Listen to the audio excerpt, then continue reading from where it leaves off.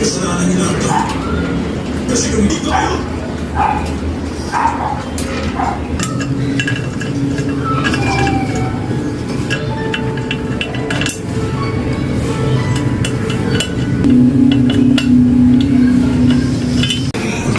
The high-risk scan and cycle of weakness.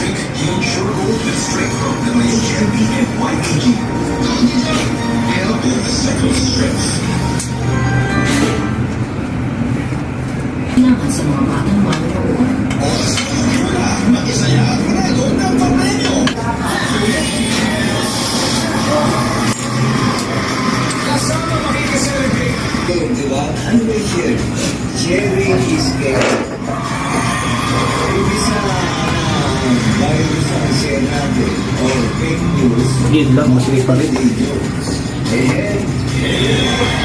Eh, Pasok yun. Close.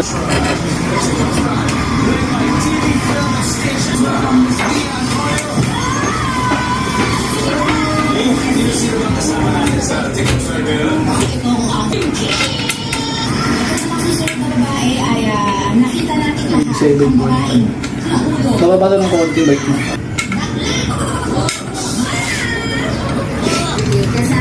Idol ko at saka si Mufumiki ito. Yes, syempre.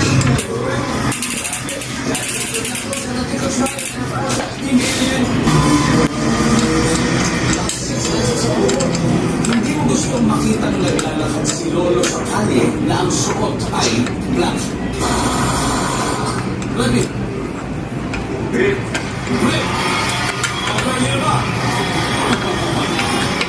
Nandiyan ba ang grip? Ulit.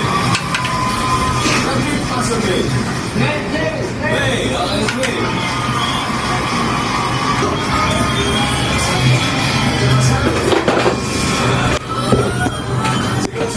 Ada na kayo? Jerry, kailangan sagot mo, hindi mo gusto makita naglalakad si Lolo sa kalye na ang suot ay Wala. hindi na ang suot ay black. Bikini. Iba yung drop out ng Panil. Manil?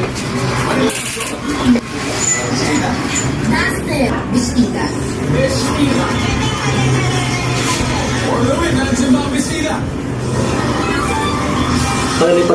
kala ni Patricio. Ano kasi ako kapabalik mo. Kapagawa, biginawa lang din. Ito?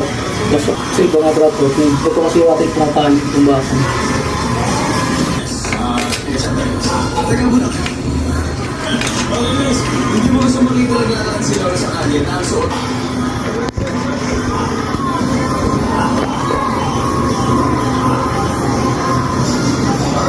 Meron ka tatlo, number 6. Number 5.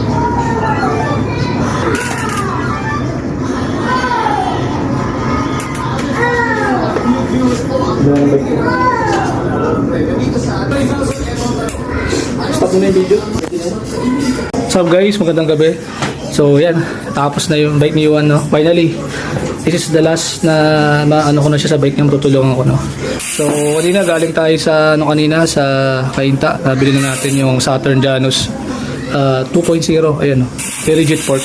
So quick release lang siya, no? Tapos sa namin ito nabili sa Cainta.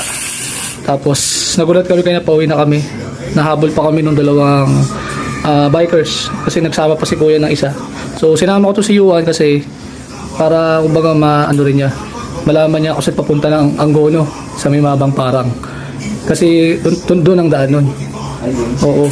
Yung galing tayo, kakaliwa tayo papuntang junction, kapakaliwa tayo nun. Doon ang daan talaga nun. Kaya ito sinama para malaman mo kung saan yung daan. Yun. As kung mapapansin nyo guys dito, 27.5 yung rigid fork niya. Kasi karamihan talaga 27 yung frame pero 29er yung rigid fork. Kasi nga mas matangkad yung suspension sa rigid fork. Pero makikita mo yung allowance. Ang laki ng allowance guys na mapapansin nyo. Laki oh. Yan oh. Dapat, ang expect natin dapat yung gulong dapat nandito na yan eh. Pero nangyari nandito pa rin. So panoorin nyo yung vlog ko sa YouTube. Yung nakabit ako ng PackShock 26 na size dun sa 2.25 na gulong doon mapapanood nyo na hanggang ganyan na lang yung allowance nung 27 doon sa 26 na tinidor. So yung pa yung gulong na gamit ko dati, ayan sa tito ko. So okay na yung bike niya, quick release dropout, quick release din yung axle, tas quick release din yung dropout niya kasi ito yung bagay.